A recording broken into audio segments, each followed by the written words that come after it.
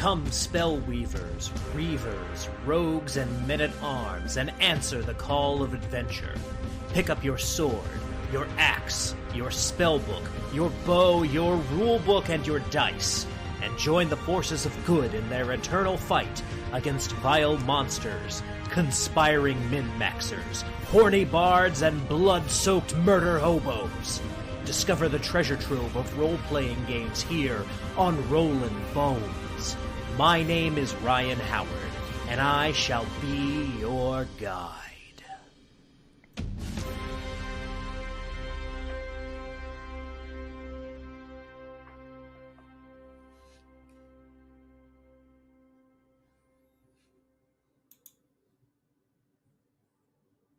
Good evening, Boneheads, and welcome back to Rollin Bones with Ryan Howard, where we are making old school young again. I'm your host and king of the Boneheads, Ryan Howard, and tonight I am joined once again by one of my favorite people in the whole wide world.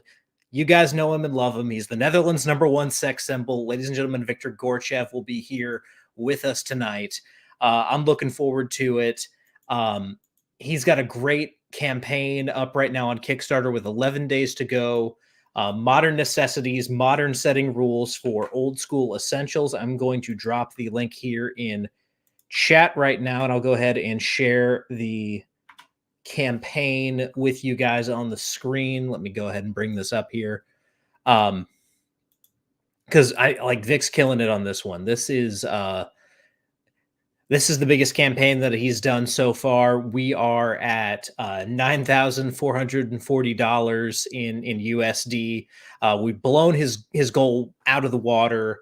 And so right now it's just, icing on the cake to really show your love and support for this Dutchman that we all know and love. So definitely give him a shot if you have not already. Definitely back this campaign. You're going to get some cool stuff that we'll talk about this evening.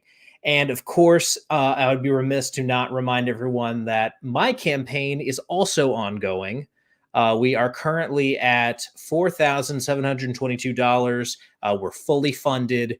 And just to go through it here, the Nighthaven poster is up now over on my campaign. We've got a little bit more Nighthaven stuff up here just so you guys can see kind of a look at what we've got going on in Nighthaven as well as Bellafallo. And we are at the stretch goal where I am now responsible for 6 magic items. I have conceptualized these magic items. They're very cool. We'll talk about them at a later date. That's it for my campaign. Of course, I want to remind everyone. Oh, let me drop a link in here too, just for those of you who have not backed it yet. And then also want to remind everyone that you can find kind of my musings on role-playing games over here on Substack, which is rollinbones.substack.com. I recently did an article that was all about RPG layout design and how to make it both informative and entertaining. As you can see here, I've got Cyborg as a negative example. So yeah, that's what you can find over on Substack. I've got a banger of an article coming out tomorrow that I think you guys will love. So yeah, without further ado, let's go ahead and bring on the man of the hour, the man with the power, the man who is too sweet to be sour. He is just a great guy all around, ladies and gentlemen, Viktor Gorchev. Hey everyone, and yeah, I'm more salty than sour usually, so that's fair. Yeah. Gotcha. How are you doing tonight? Not too bad. Like I mentioned right before I jumped on, I was fishing. I was doing some virtual fishing. I was catching pike because I'm a boomer, and instead of playing shooters like I should be doing, probably I'm playing fishing games. So, hey. Now, did you put on the shirt that you're wearing specifically because you were playing a fishing game? Or is that just a happy coincidence? Just a happy coincidence. All right. Fair enough. All right. So yeah, I mean, let's not bury the lead here. You've got this awesome campaign here. Yeah. A lot of people are familiar with the work that you've done. I mean, you've been on here a few times, but just to remind everyone who isn't familiar with Vic or hasn't seen him on here before, what is it that you are looking to accomplish with your work and specifically this campaign?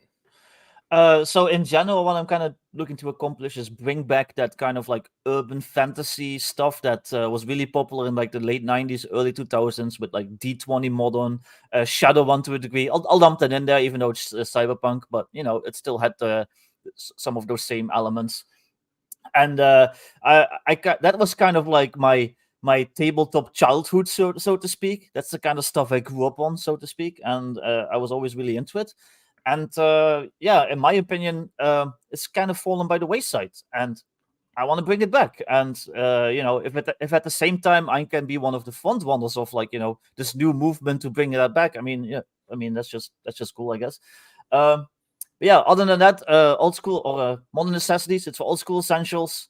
Modern rules that you can just slap on top of normal old school essentials. Gun rules, equipment, vehicles, 20 modern themed classes, stuff like that. And you can just combine it with like old school modules if you want. You could run Isle of Dread with my rules and do like some kind of Jurassic Park type thing, dealing with dinosaurs while you're like some mercenary with like a 50 cal. You could do Keep on the Borderlands. I actually ran that myself with my rules and it went really well, which was really fun. So just stuff like that. Sky's the limit, really. Mm-hmm. Yeah, one of the things that I really like that you've done this time around with the stretch goals, you've included these kind of rule additions to allow people to play not just in modern settings, but you've also got single action, which has been unlocked through stretch goals, which is Wild West rules, kind of using the modern necessities framework. And then also you mentioned Cyberpunk. We do now have Cutting Edge unlocked, which is kind of your take on Cyberpunk. Yeah, definitely. So I was originally considering like, should I put it all in one book? But I don't know. I think that kind of muddies the waters a little. So I decided to keep them separate and just make them as stretch goals. And if you want to just do modern, you buy Modern Necessities, and that's like all the rules are included in that, like how to use your firearms, how to use your vehicles, and all that stuff. And then if you want to do something else, like steampunk Weird West, or you want to do like cyberpunk, that's when you get like those other supplements, and you just slap those on top of Modern Necessities, and you're good to go. Yeah, and I think that'll kind of help in the long run, because then you have, especially if you release these independently from each other on drive-through, people who maybe don't necessarily want to run the modern campaign might still look at single action and be like, oh, here's a cool Weird West alternative to some of the other games out there. Let me pick that one up. Or here's a cool cyberpunk that uses old, OSE as the engine behind it. Let me pick that up. I think that'll really kind of do you some good there, just from a marketing perspective. Well, but at the end of the day, I'm also a capitalist and I want to make money, so they still have to buy Modern Necessities if they want to use that. So all the main rules are in Modern Necessities, and then just all the additions to do cyberpunk stuff. So cyberpunk themed classes, themed water. I'm putting in like custom hacking rules and putting in like cybernetics and stuff like that. That's when you get Cutting Edge. But if you want the main rules, you need Modern Necessities. So you can't just buy Cutting Edge and it'll be done. Yep. And then for anyone wondering about like adventure support, we do now also have the stretch goal unlocked for Bunker in the Badlands, which is a full adventure module for taking characters from level 1 to level 3. Yeah, definitely. I mentioned Keep on the Borderlands, and this is going to be kind of my homage to that. So it's going to have my take on like the Caves of Chaos. I'm probably going to put in like a bunch of other random stuff that wasn't in Keep on the Borderlands, because let's be honest, Keep on the Borderlands is a little bit bare bones. But I want to just pay homage to it. So and it's going to be set in what's kind of going to be the default setting for Modern Necessities. You can completely ignore it if you want, but I wanted a setting to kind of like do stuff in. So I settled on like this magical post-apocalypse kind of deal. Like what if you mix Shadowrun with Stalker and like a little bit of Rifts, like that kind of stuff. And that's going to be the main setting, so to speak. But ultimately, it's just a toolkit to do with what you want. And Dundermoose here in chat, I want to play Helldivers with Dragons and Trolls. Oh, yeah, you definitely could. Yeah, that sounds awesome. Yeah. That's basically like Fantasy Starship Troopers. Yeah. Well, what if all this fantasy stuff has taken over like the surface world, and humanity has to live in like these giant airships? But meanwhile, they have to go jump down to get like resources and stuff. So yeah, maybe you're one of those special units that jumps down and you try to get the resources while you're holding off like orc hordes and stuff. That sounds awesome. Yeah, absolutely. I mean, I've talked a little bit about stuff that I would do in Modern Necessities. At some point, I'm going to revisit that kind of Highlander Devil May Cry thing that I was talking about with Modern Necessities. I think that would be fun to do. But like people often unfairly take a look at this kind of mix of genres and just immediately go, pass, it's not for me. And I think if more people like took a second look or just gave it a thought for a second, instead of just immediately having that knee-jerk reaction of, oh, you're putting guns in my fantasy, I don't want to see it. Like, there's so much cool stuff that you can do. Yeah, definitely. You could do some Dresden Files type thing. It's like just the modern world. 99% of people just think like, vampires don't exist, but maybe they actually do. And you're one of the few that knows they do. And maybe you hunt them. Who knows? Maybe you're in like virtual New York hunting vampires. And you have to go into like, the massive like network of like old subway tunnels and sewers and stuff that are beneath the city to hunt monsters. Like, that's all sorts of stuff you can do. It doesn't have to be bright per se. It doesn't have to be like, some crazy off the wall stuff. It could just be something like that. So like I said, it's a toolkit, and what you do with it is up to you. So yeah, just be creative. Yeah. And this is Rex Teal's pointing this out here in chat. It's a kitchen sink done right, although it's more of a toolbox. This is something that Lord Mateus has been talking about in the Basic Experts Gilded server as well. There's a lot of people right now who are putting out rule sets, and not to like fully put that down, I know what we're dealing with here is also partially a rule set, but what Lord Mateus is talking about is everyone's kind of creating their own ecosystem in which to play in. But it's probably better for the overall consumer to give them a box of tools that they can use kind of in whatever setting they want to use. And now OSE has kind of wide adoption right now. So like OSE is very popular. But what you've done here, I think successfully, based on what I've seen from your work in the past, is give people that toolbox. So like, hey, you want to run really anything modern, whether it's just kind of like straight up, no fantasy modern stuff all the way through, like you walk down the street and run into a beholder in a business suit or whatever the fuck. You've given people the ability to like kind of go all the way across that spectrum with your work. That was kind of my goal, because that's how I also approach my games, especially when I'm like running one shots and stuff.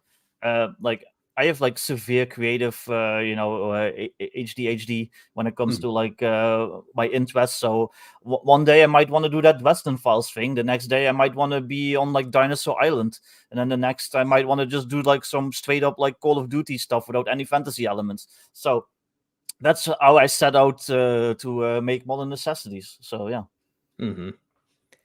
And Dundermoose in chat here wants to run basically the Muppets Take Baghdad. But why not? Sure. Never change, bros. Never change. To answer an earlier question here in chat, just a passerby, those are not letter cases behind me. Those are actually miniatures that I painted. They're not very visible from this distance, but those are miniatures that I painted behind me, and then board games. Did I say HD? Oh, whatever.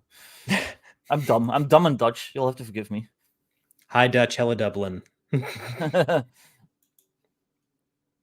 Or ADHD in high definition. Yeah, I'm high def. There we go. Yep. My game's high def. But yeah, I mean,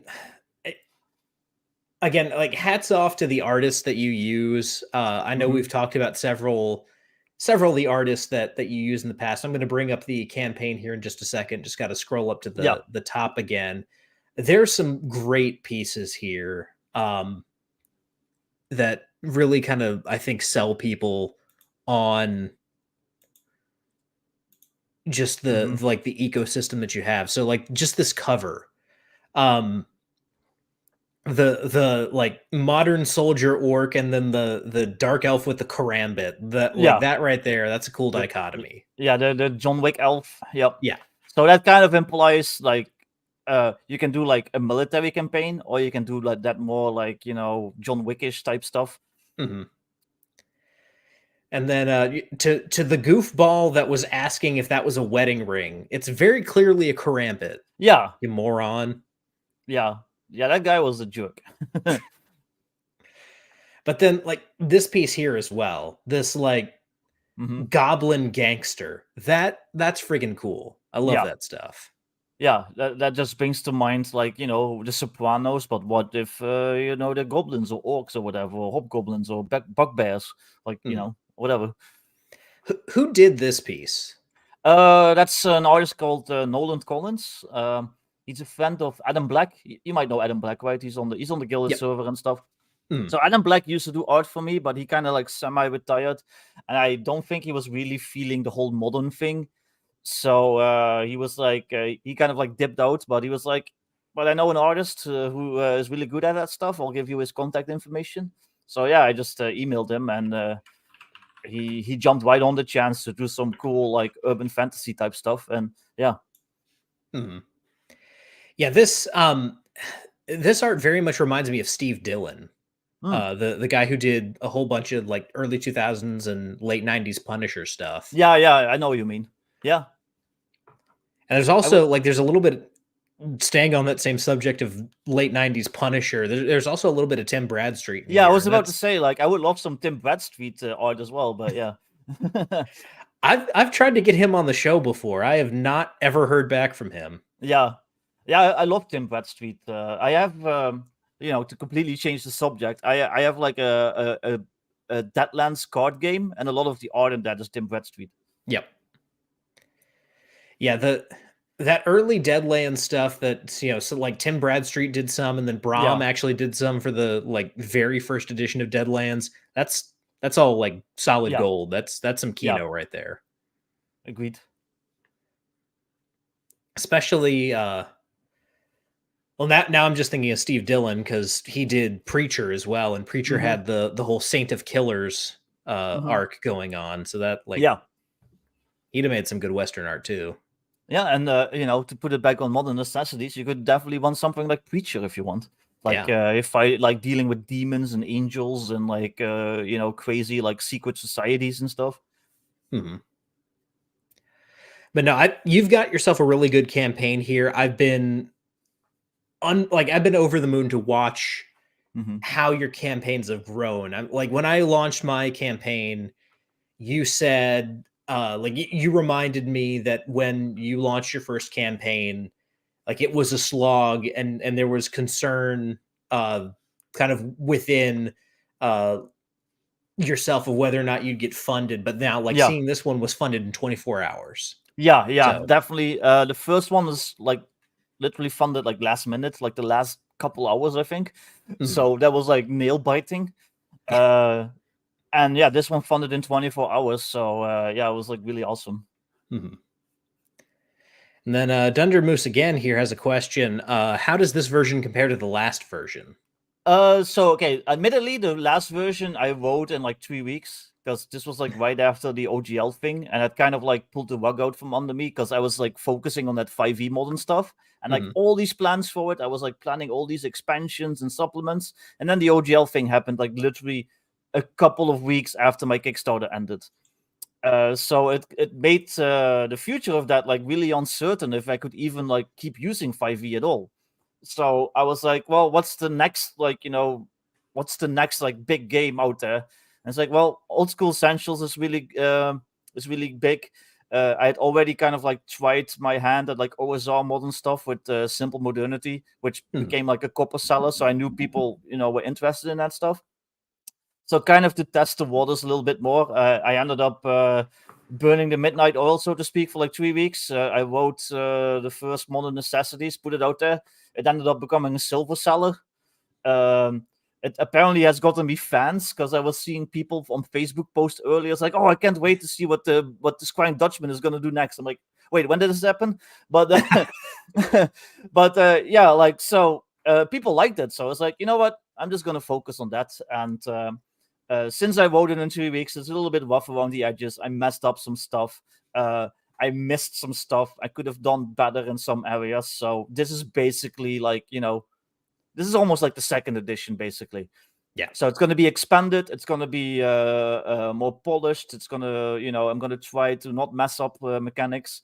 There was some stuff in Old School Essentials that I didn't quite understand. And then in Modern Necessities, like, there's some stuff that shouldn't be there. So, yeah, it's just going to be like the perfected and most much expanded version, basically. Yeah. Oh, I think we're all looking forward to it. This is, again, there's not a lot of people that are playing in this sandbox. There's not a lot of competition for this kind of modern material.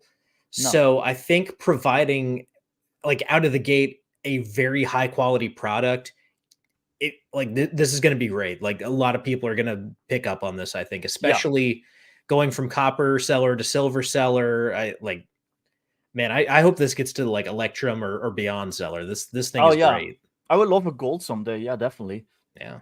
And I want to really like make this good so it puts me on the map. So even just so the successful Kickstarter aside, I hope that people afterward will buy it. They will see that it's awesome.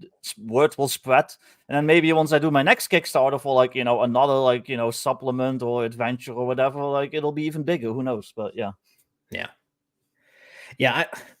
Here, let me put it this way: worse designers than you have hit Electrum and Platinum. So yeah, that's true. And I've also gotten like 500,000 on Kickstarter. So yeah.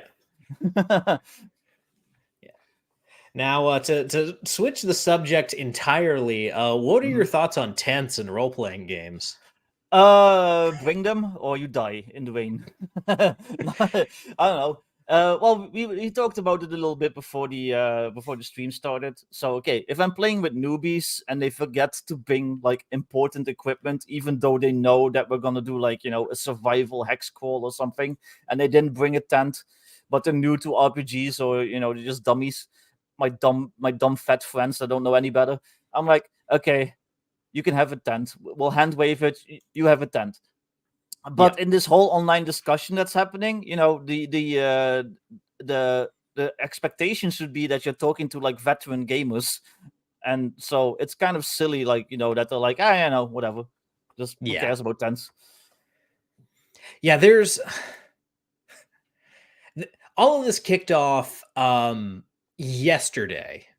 Our good friend Crossface, as he often does, made a post over on Twitter, and let me just go ahead and share this so that we can bring those of you who, I don't know, do more important things with your lives than argue with degenerates on Twitter. Crossface posted equipment packs being the default for campaign play in 5th edition, and how typical character creation ignores equipment lists as a whole is a disservice to the game and the players both. Do you have a tent? I don't know. What's in an explorer's pack? This is where all of this kicked off. And so there's been a lot of discussion over this. I waded into it today because apparently I hate myself, and just there's so much stupidity around all of this. There seems to be a whole section or subsection of role-playing game Twitter that seems to believe that you can just kind of hand wave away things that quote unquote aren't fun, and your game is still okay. Like your game is still going to be fine. When you start undercutting things like, did you bring basic survival necessities out of your game? You start to chip away at the foundation of the challenge of role-playing games. Yeah.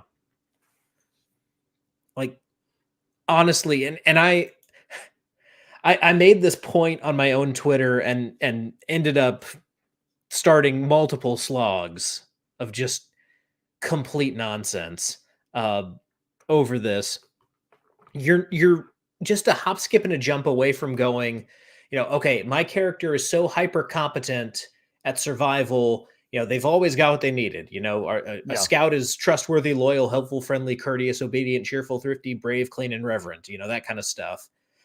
Once you establish, okay, yes, I have all the survival necessities that I need at all times, you're very close to, well, my character is a ranger and is familiar with, traveling and keeping an ear out for trouble. So, these bandits are not going to be able to sneak up on us. They just can't do it. I'm too good for that. And then once you knock down that pillar, again, people call this a slippery slope fallacy, but you see it, you've already seen it happen in RPG design. You get to a point where people are saying, well, my character is an expert swordsman. Why would he need to roll to attack? Wouldn't he just hit every single time? And there is a major game out there that is championing that idea. Well, I just don't get why people online insist on arguing from like the casual position.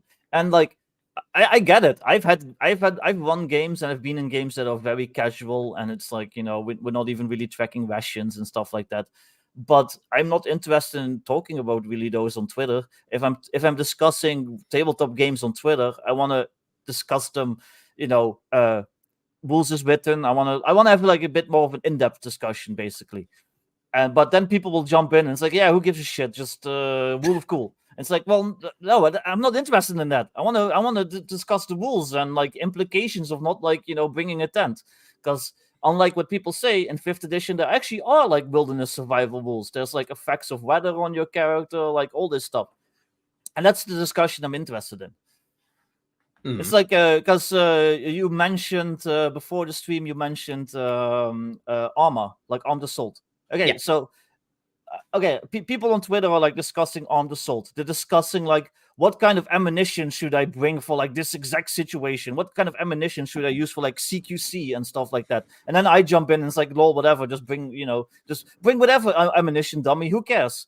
Like, and then I act surprised when like these like armor nerds, these autistic armor nerds are like, tell me to fuck off. Like, and that's basically the same thing.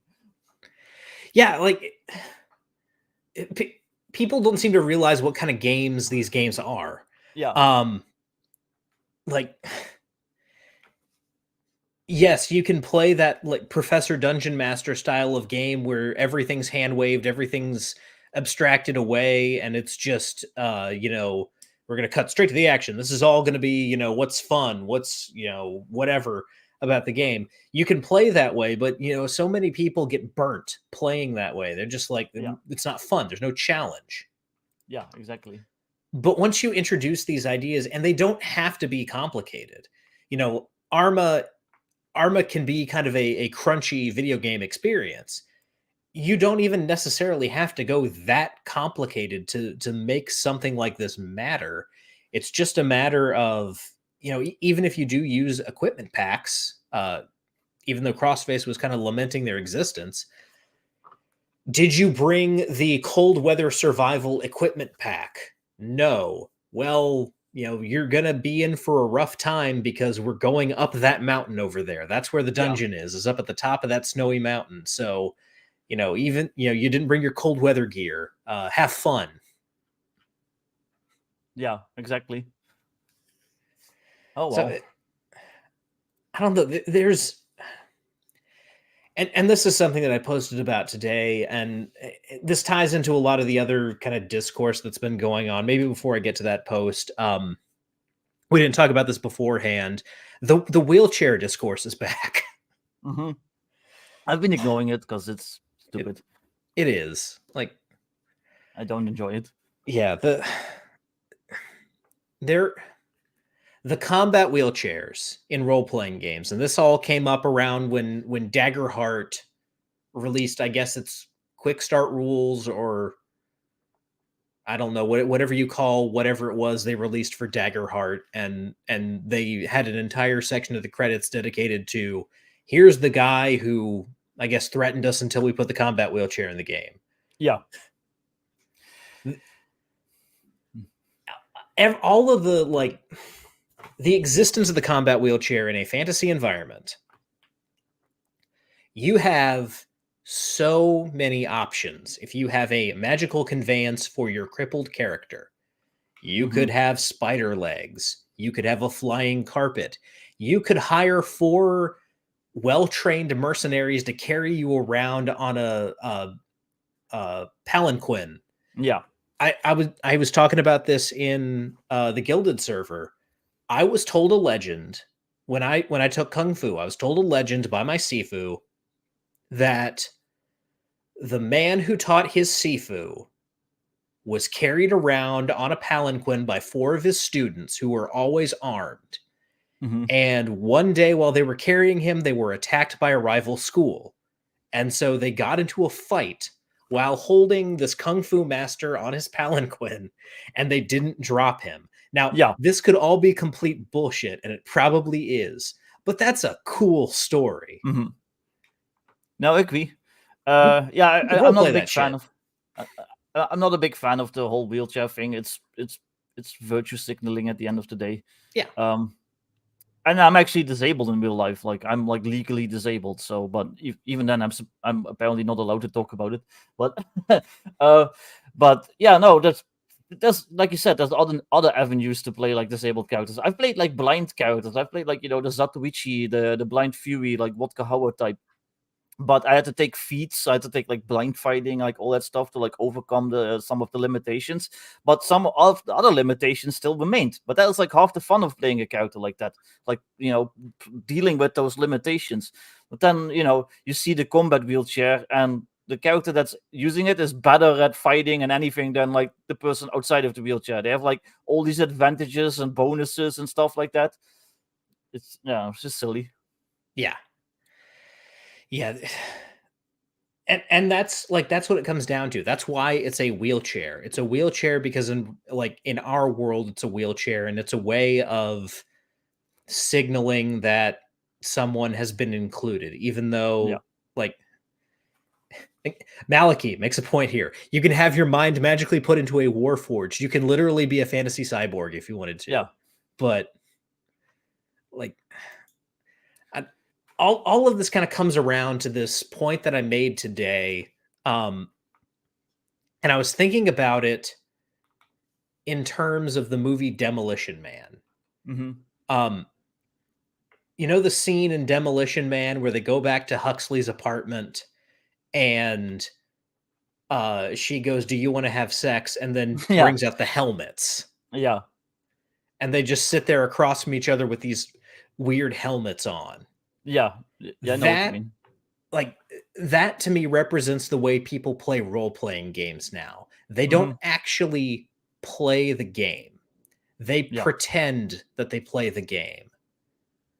The game to them is basically talking about the game and existing in like the ethos of the game and creating characters and having character art and all that stuff. But like at the end of the day, very few of them actually get to a table and roll dice. And of those few, a whole bunch of them only do it for like a few sessions at a time.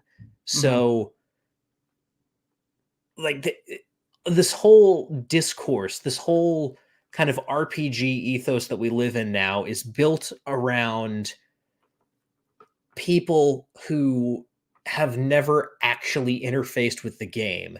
They are interfacing with the game in this distant, sterile way that involves them kind of getting away from anything that could be potentially uncomfortable or difficult or challenging about playing a game in a social environment with other people. but somehow they get to run the discourse. Yeah, they're engaging with like the culture rather than the actual game, and it's a very specific culture. And yeah, I see what bothers me about the whole wheelchair thing isn't even necessarily the wheelchair. If you want to have a character in a wheelchair, fine, I guess, but you're gonna deal with the consequences. Yeah. It's gonna be really hard to like roll across that forest floor or get up those stairs. You'd better find like party members that are willing to like carry you and all that stuff. It's probably going to be hard to be a melee fighter in a wheelchair. I'm not going to let you like pop wheelies and like spin around like you're the Witcher, but you're in like a wheelchair. So that's fine. But yeah, like I said, you have to deal with the consequences. But then if you say that, it's like, yeah, you can have a wheelchair, but there's consequences. You're like evil, you're a bigot or whatever. So they want to have like that social currency, that those sweet like virtue signal bucks, but they don't want to like deal with any of the drawbacks. And then yeah, I'm just like automatically against something where if you even remotely disagree, the immediate reaction is to call you a bigot. Like, yeah, I don't know. Yeah. Yeah, it's this. There's a great Thomas Sowell quote that I use often on this show. There are no solutions, only trade-offs. Yeah. But people don't want to live with trade-offs. They don't. Everyone wants the like perfect solution where yes, I can be my wheelchair character, but I don't actually have to have the consequences of that. Yeah. No one is willing to accept the trade-offs. And like honestly, I don't want those people in my hobby. I don't want them around anymore. I want them to go away and shut up. Yeah. Well, like those blind characters that I played, so you could take the blind fighting feat, and it makes it so you don't need to see to like be able to hit stuff. You don't get that -4 or disadvantage or whatever it is for like darkness and being blind. But you can't sprint, because if you sprint, you'll fucking fall on your face. So there's like all these drawbacks still, and that like I said, that's like half the fun. That's the trade-off for playing like a character where you're like the unassuming blind Zatoichi dude who suddenly is like slaying dudes even though he can see.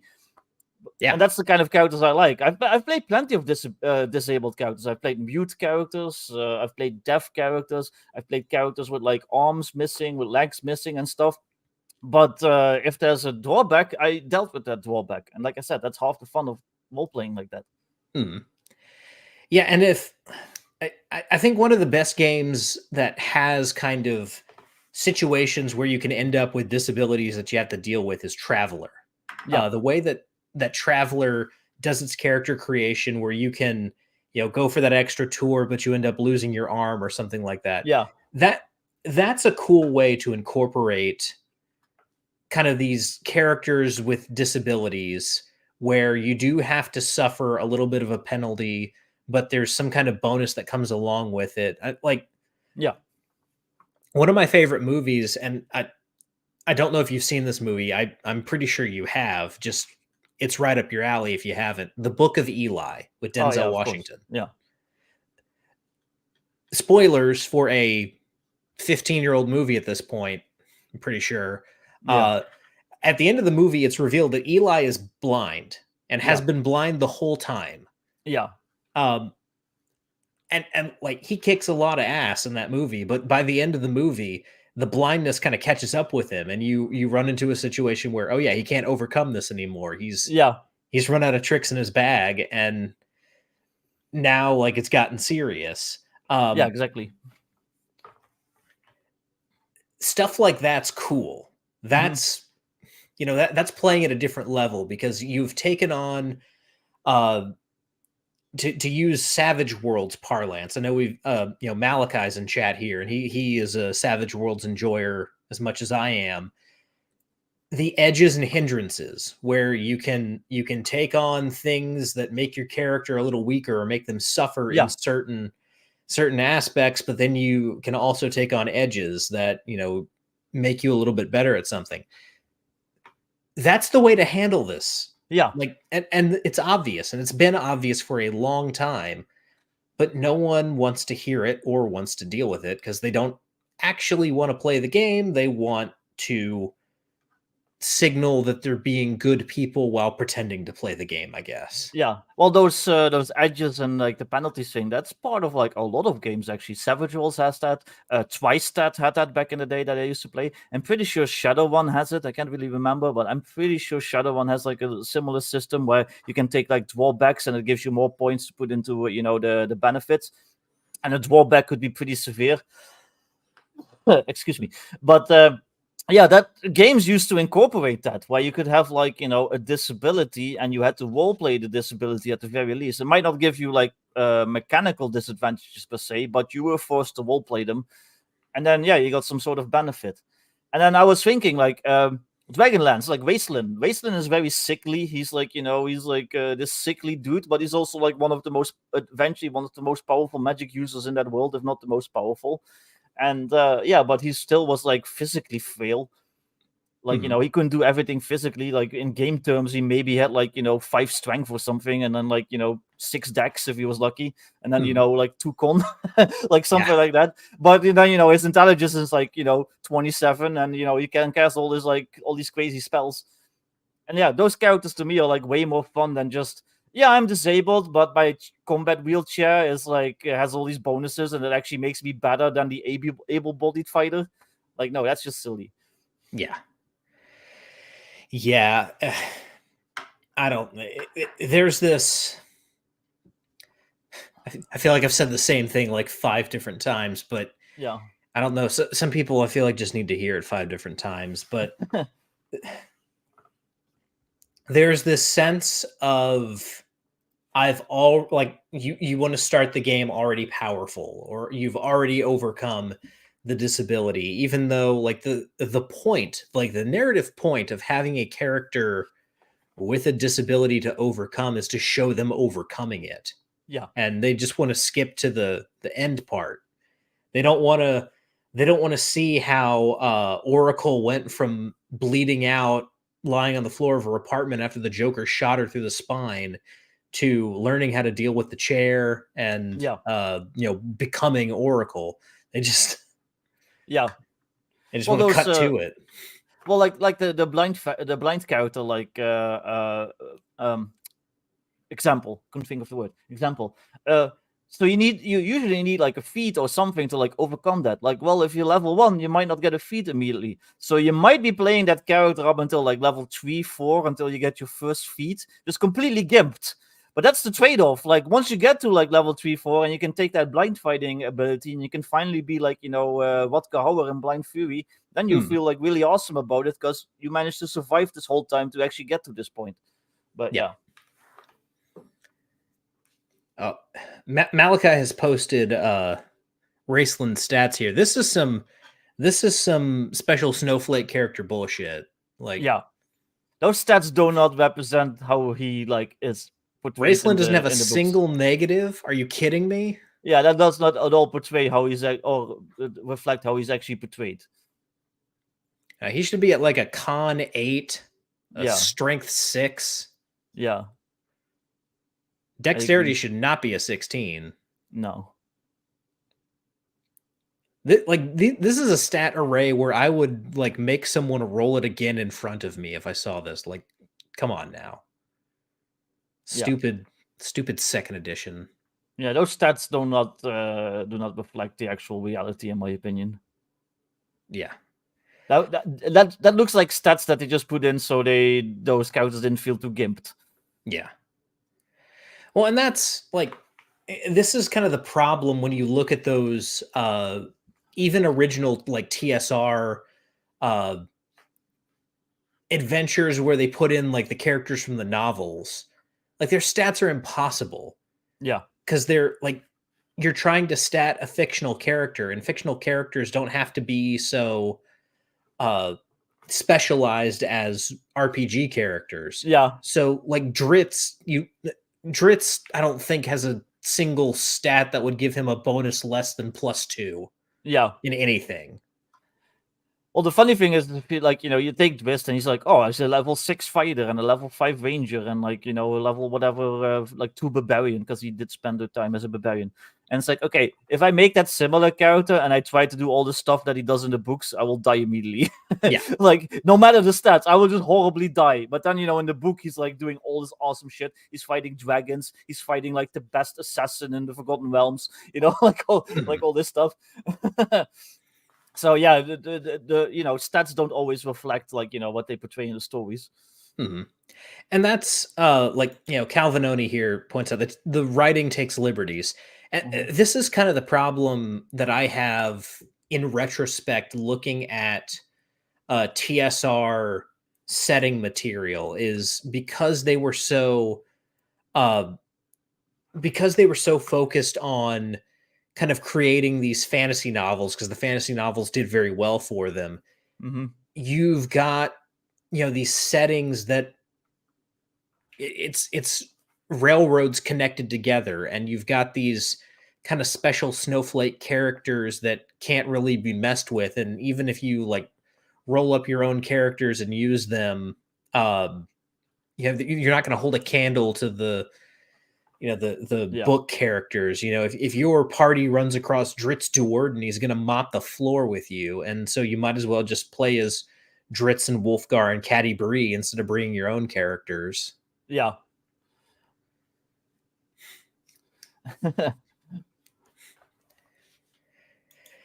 Yeah, Malachi, even if they are his stats in 1E AD&D, which I don't doubt you, it's the same thing. It's the same philosophy there of like, these are the special characters that you should be playing. And I take so much flack for this, and I make no apologies for it. This is why I don't like Dragonlance. This is why I hate Dragonlance, because Dragonlance is responsible for all this shit. I don't know enough about Dragonlance. I read like the first book in Dutch like years ago, and it was alright, but you could definitely tell it was basically like a play report. Yeah. And it was fun, but yeah. But I never really became like a huge fan. Maybe because I read it in Dutch and there's something lost in the translation, but yeah. I don't know. Not only does it read like a play report, it reads like a play report that someone was lying about. Yeah. Yeah, I get you. Like a story gamer's play report. Yeah. But yeah, Chance makes a good point here in chat. Some people having average stats means your PC is essentially crippled.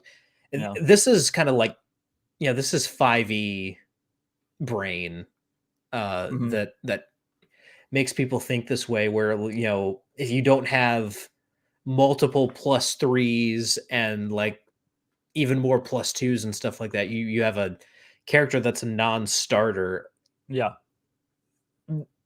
There were a ton of characters that had negative stat bonuses in the olden days. That's just like, that's the way it was. It happens sometimes. And even if you end up being like a fighter that has a 9 strength, you still have your bonus to hit, and you've got archetypes of other fighters to look at from fiction that show you how to play a quote unquote suboptimal fighter.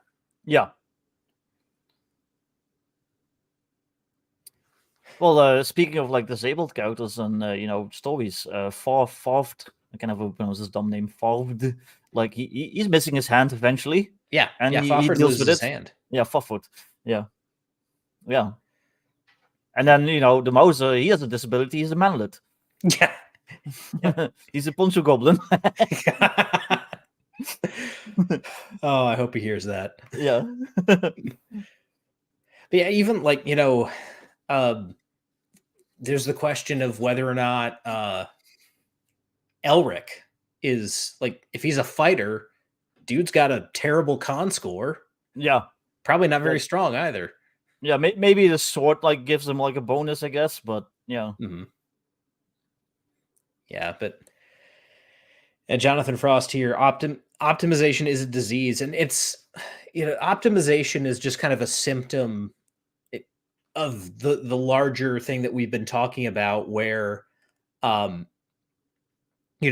character or players are always insisting that the character be prepared and be ready for the situation ahead of them. of course I brought my tent. My character's not a moron.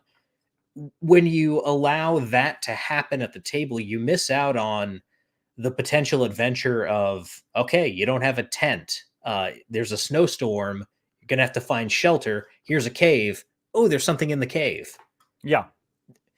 Every time you close off the door of something going wrong or some kind of inconvenience to Yeah. your player characters or some kind of setback, you're closing off doors to adventure, and then you just have a basically a dark ride at an amusement park where you're moving from scene to scene, and you're going to reach the end because you're on a dark ride at an amusement park. Yeah. Well, yeah, like you said, you're closing off opportunities. So what if you run out of rations? Well, now you have to go like hunting and scavenging. Maybe that you run into like some cool random encounter, or you find like an area you hadn't discovered yet. Like, so yeah, I fully agree with you. Mm-hmm. Yeah, and kind of to take us back into the realm of modern necessities here and tie that in, there's cool stuff that can happen in modern type games as far as adventuring in that regard. Everyone loves the story of wandering into the mountains and running across like mutant hillbillies or something like that. Yeah. That's the kind of thing that's not going to happen if your character always brought a tent. Well, like, what if you didn't bring your cell phone? You're in the middle of the woods without your cell phone. It's like, well, can I just have a cell phone? I would be smart enough to bring my cell phone. It's like, well, people in real life aren't smart enough to bring their cell phone while they go hiking. Like, why would you be? And so, no, you didn't bring your cell phone. Have fun, getting lost and trying to get out of here while the mutant hillbillies are hunting you. Yeah. So, yeah. Yeah, and that's... I don't know. I feel like I'm an old man yelling at a cloud right now. God. Twitter. Twitter is stupid. Yeah. I've got my Twitter pretty well curated, luckily. I mean, I still see stupid discussions, but I just stay out of them. But the worst of all the annoying stuff is usually pretty far from my view. Now, let me ask you this, kind of on the subject of Twitter and Twitter arguments and stuff like that. Now that you are like fully finding yourself in this position of creator, has that changed your outlook on whether or not to engage in, like, to climb in the mud pit on Twitter? Because I have some thoughts about that, but I want to hear your thoughts before I. Definitely, like, hugely. Like, even maybe 3-4 years ago, I was still arguing about politics on Twitter. I was like arguing about, I'm not even going to mention it, but like, culture war stuff and politics.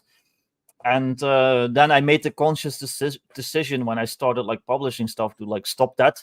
So that was like the initial step. Don't mention stupid politics. Don't mention stupid culture war stuff too much. I was still arguing with people about like, should you bring a tent? Like that kind of stuff. Up until like maybe early last year. And then, all the stuff happened that you know about. And then after that, I took the next step and it's like, I'm not even really going to do that anymore. I'm just going to stay out of it. I just want to like be seen as like a neutral party. I want everyone to be able to like, come to me and buy my game and enjoy it at the end of the day. I might say some stuff that I probably shouldn't on streams like this, but it's harder to keep yourself in check when you're just like chatting and you're drinking a few energy drinks with whiskey in it. But but as far as like Twitter goes, I definitely took like conscious steps to not get into the mud pits, as you say. Because me personally, if I see creators that I really like and they're just talking shit on Twitter, it turns me off. So I don't want to be one of those people that turns people off, Yeah, there's this, and I've talked about this a little bit with John, the basic expert. I talked a little bit about this with my business partner, Wonky. There's this distinction between talkers and doers. Yeah. And on Twitter, it's a lot of talkers. Yeah. It's a lot of people who want to have their voice heard. They want to, you know, get people to acknowledge their existence. They're crying out for someone, please listen to me. Yeah. But on the other side, you've got people who are producing something that people can talk about. You've got, you know, people that are producing games like Modern Necessities. You are not just voicing opinions, but you are taking those opinions, formulating them into a product, putting it out there and saying, Yeah. this is my treatise on how modern firearms should be used in fantasy settings. Exactly. Yeah. If you want to know my thoughts on this, you know, I'm not going to post a big long Twitter thread. I'm not going to jump into this shit slinging competition with people on Twitter. Here's a book that I wrote, that I took time and put effort into and got art and layout done for. This is my statement. Yeah. And that's kind of where I feel like I've come around to, and I'm not as tenured a creator as you or John. I'm just kind of getting my feet under me as far as putting stuff out there. But there's this sense of, I don't, and I say this having spent a very long portion of the day arguing with people on Twitter. But like, there's this sense of, I need to do my talking in the book. Like, no, I get you. Yeah, I feel the same way. I want my games to talk for me. Yeah. Yeah. It's like in Rocky 5 when he says, my ring's outside. Like, my ring is in the book. That's where I'm going to engage with you people. Is I'm going to put a product out there, and I'm going to ask people to buy it and read it. And then, you know, if you want to argue with me about my book, you know, I'll be able to tell if you haven't read it, but you know. Yeah, I want my games to do the talking for me, like you said, and I would rather just be known for like releasing cool games than for being a jerk on Twitter. Like, I don't know, like the first one will actually earn me money for one. It will, you know, it'll get me ahead in life. The second one does nothing for me; it just makes me look like a jerk. So, like, why would I even engage in it? Plus, I don't know, I don't really like being mean and all that stuff anyway. At the end of the day. I will be if I have to, but I don't like it. Well, and there's this. Twitter is easy. On Twitter, you just like vomit your thoughts out there, and that's what a lot of people, actually, that's what everyone uses it for. You know, you type up your however many characters you get based on, you know, what tier of Twitter Blue you buy into, and you can just kind of vomit your thoughts out there. Something like this, though, something like Modern Necessities, you have to refine your thoughts. Yeah. You can't just like yell at someone, hey, guns are cool, and you should put them in your D&D game. You have to think through, how's the gun going to work? How does this change the way that classes function? How does this change, you know, all of this stuff? And you design and you refine and you ultimately move from just like a series of scattered opinions to something whole and coherent that has thought and effort and time put into it. And that's, I'm just going to come out and say it. Like, I know not everyone wants to be a creator or has the capacity to be a creator, but that's better than just shouting your opinion on the internet. Yeah, I agree. And one thing I've noticed, and John and me have talked about this, is if you just throw hypotheticals out there about like mechanics and stuff like that, you've got all these people that like disagree with you, that think they know better, they will argue with you. It's like, no, you should do it like this, whatever. If you don't say anything and you just write your game and you release it, people accept it. People will like see your rules. It's like, oh yeah, that's cool. And they won't really argue with you about it. But if I like, you know, go even on the Guilded server, if I go on the Guilded server and I like throw like some hypothetical out there about how to approach like, you know, a gun mechanic, there will be like at least 10 people like throwing out their different opinions and like arguing with me and stuff. But if I just finish Modern Necessities and throw the PDF on there, people will be like, oh, hey, Vic made another Modern Necessities game. Cool. Oh, the guns are neat. You know, I don't know. Yeah, and it's, I mean, another aspect of that, like when you throw out hypotheticals, you find that there's a lot of people who don't actually read the books. Yeah.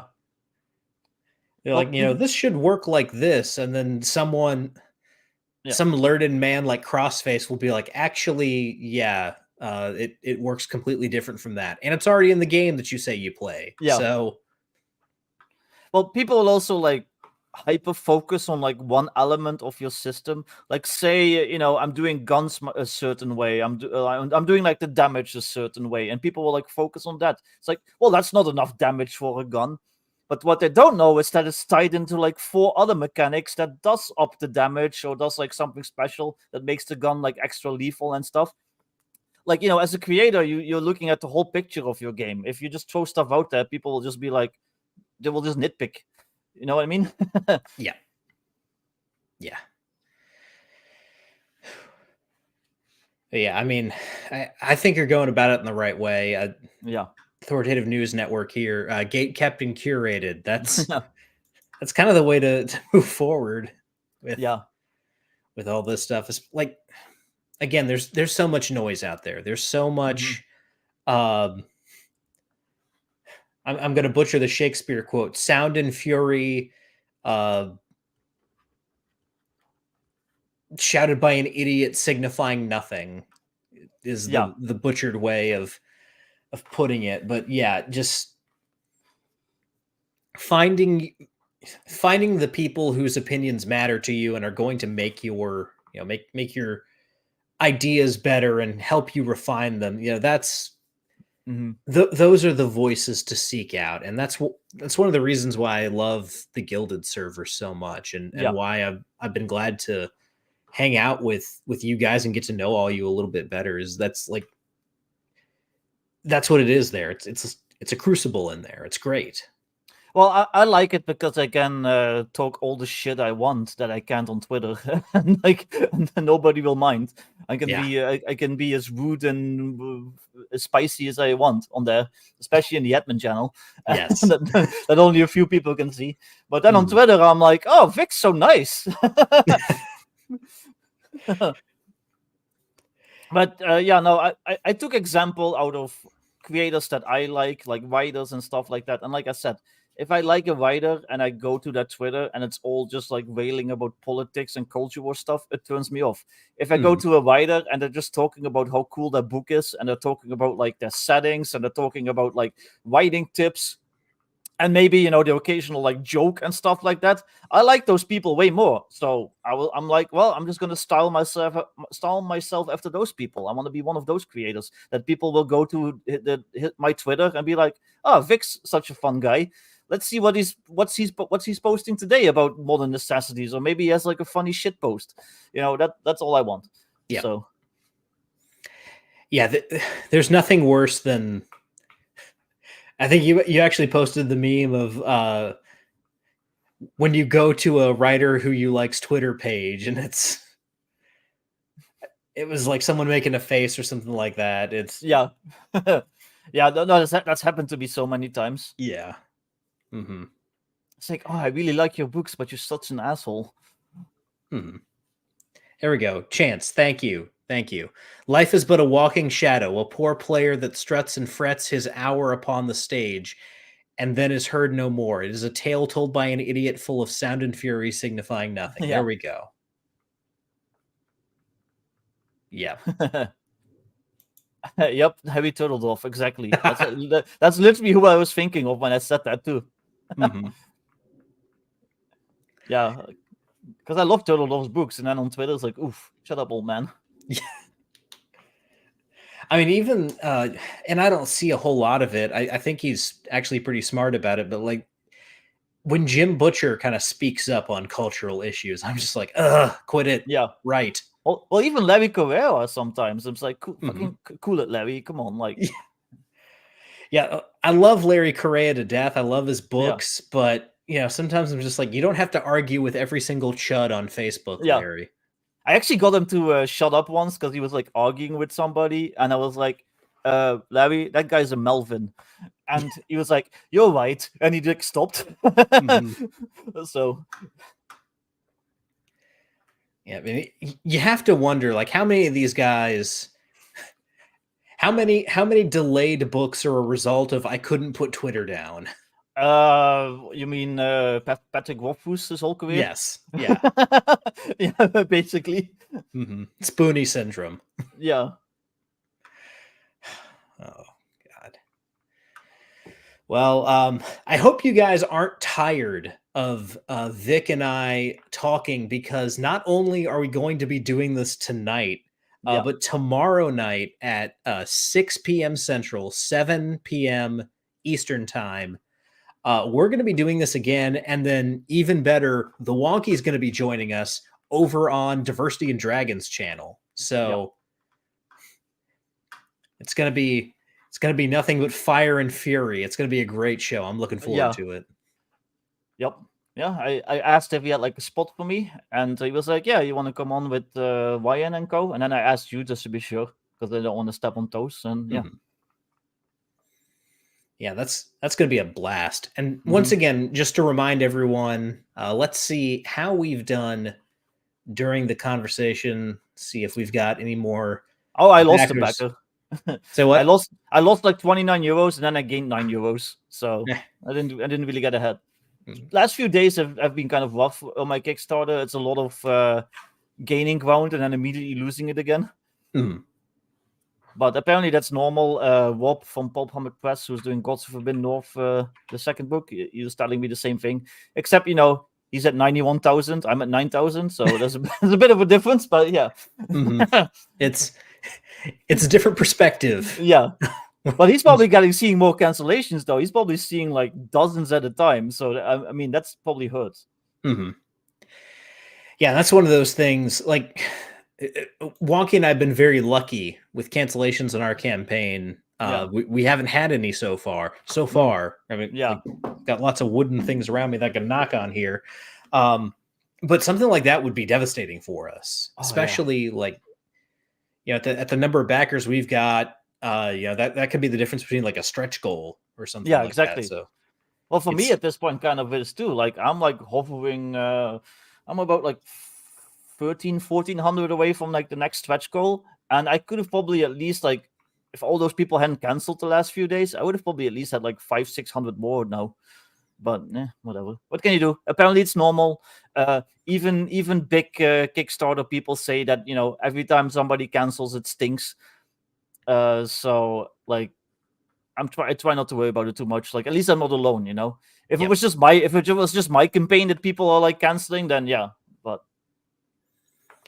well, yeah, we are still at $9,419 USD. 11 days to go, so you guys have plenty of time to get in on this. You have no excuse at this point. You can back Modern Necessities Professional Edition, and stretch goals wise, let's see where we're at.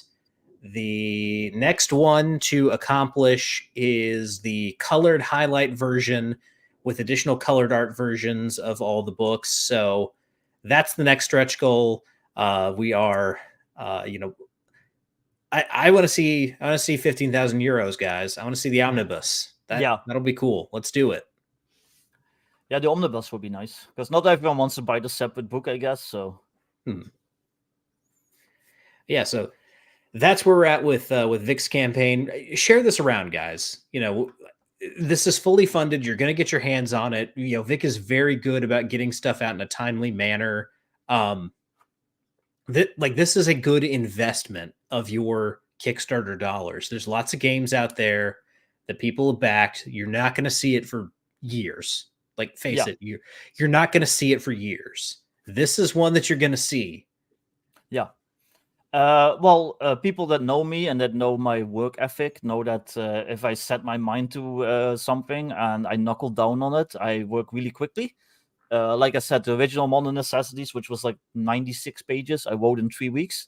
So I don't think that's anything to sneeze at. So I hope to have at least the core book out relatively quickly, and then I'm just gonna like handle all these stretch goals, one by one. So, yeah, absolutely. All right. Well, it's 11 days, Kitty. So somebody asked something in the chat. Yep. Yeah, and I believe Kitty is actually is Patty using his wife's tablet. Oh yeah, I was wondering because he mentioned the Gilded server. I was like, I don't know a Kitty on there. Yeah, 11 days left for you guys to get in on this. So I only know my Discord kitty. So I have a story about that. I volunteer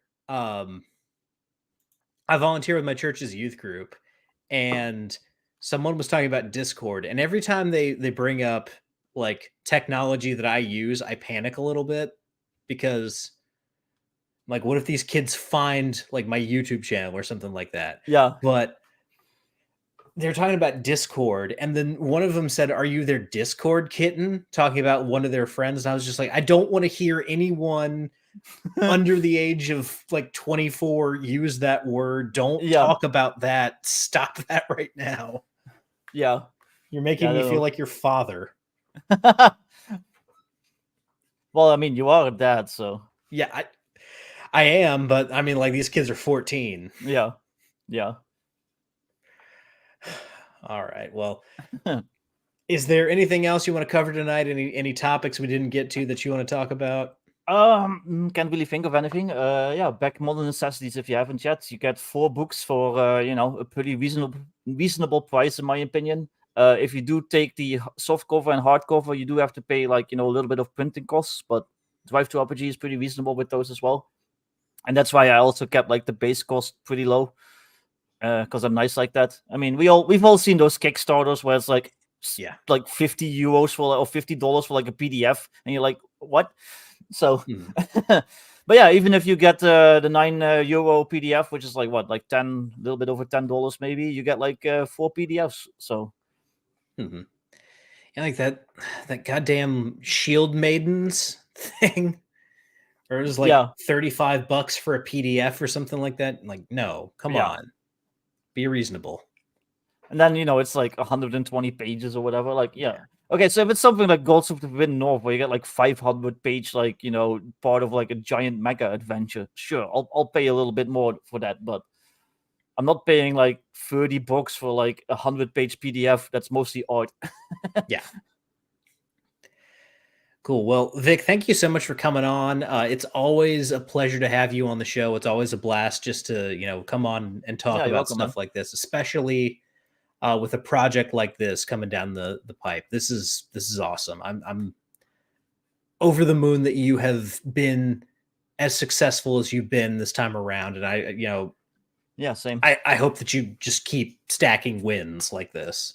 Yeah, I'm hoping that the next one I does, if like every Kickstarter I do, I double the funds. I mean, that'd be nice. Yeah. Who knows? All right, well, guys, thank you so much for tuning into Rollin Bones. I'm glad that you enjoyed the show. Next week, I'm not sure what I've got going on. I'll keep you guys posted on what we'll be doing, but we will be back right here next week, same time as always. So until then, whether you rolled a 1 or a 20, I'm so glad that you rolled your bones with me, Ryan Howard. Catch me and Vic and Wonky on Diversity and Dragons tomorrow night at 7 p.m. Eastern, 6 p.m. Central. And until then, I'll see you next time. Bye, everyone.